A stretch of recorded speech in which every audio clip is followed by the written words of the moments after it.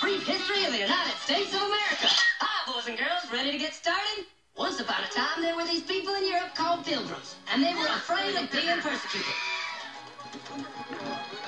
So they all got in a boat and sailed to the New World where they wouldn't have to be scared ever again. Oh, I'm so relaxed. I feel so much safer. But as soon as they arrived, they were greeted by savages, and they got scared all over again. So they killed them all. Now, you'd think wiping out a race of people would calm them down, but no. Instead, they started getting frightened of each other. Witch! So they birthed witches. In 1775, they started killing the British so they could be free. And it worked, but they still didn't feel safe. So they passed a Second Amendment which said every white man could keep his gun. I loves my gun. Loves my gun. Which brings us to the genius idea of slavery. You see, boys and girls, the white people back then were also afraid of doing any work. So they went to Africa, kidnapped thousands of black people, brought them back to America, and forced them to work very hard for no money. And I don't mean no money like I work at Walmart and make no money. I mean $0.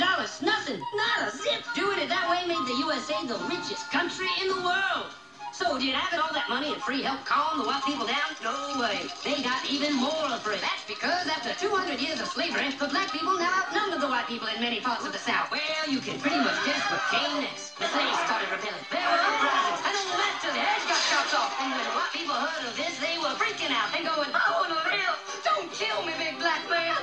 Well, just in the nick of time came Samuel Colt, who in 1836 invented the first weapon ever that could be fired over and over without having to reload. And all the Southern whites were like, "Yeehaw!" But it was too late. The North soon won the Civil War and the slaves were freed. Yep, they were free now to go chop all the old masters' heads off. And everybody was like, "Oh no, we're gonna die." But the freed slaves took no revenge. They just wanted to live in peace. But you couldn't convince the white people of this. So they formed the Ku Klux Klan. And in 1871, the same year the Klan became an illegal terrorist organization, another group was founded, the National Rifle Association.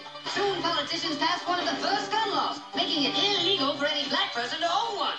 It was a great year for America, the KKK and the NRA. Of course, they had nothing to do with each other, and this was just a coincidence. One group legally promoted responsible gun ownership, and the other group shot and lynched black people. And that's the way it was all the way to 1955, when a black woman broke the law by refusing to move to the back of the bus. White people just couldn't believe it. Why won't they move? What's going on, man? Oh, hell broke loose. Black people everywhere started demanding their rights, and white people had a major freaky field meltdown, and they were all like, "Run away! Run away!" And they did. They all ran fleeing to the suburbs where it was all white and safe and clean. And they went out and bought 250 million guns and put locks on the doors, alarms in the houses, and gates around the neighborhoods. And finally, they were all safe and secure and snug as a bug.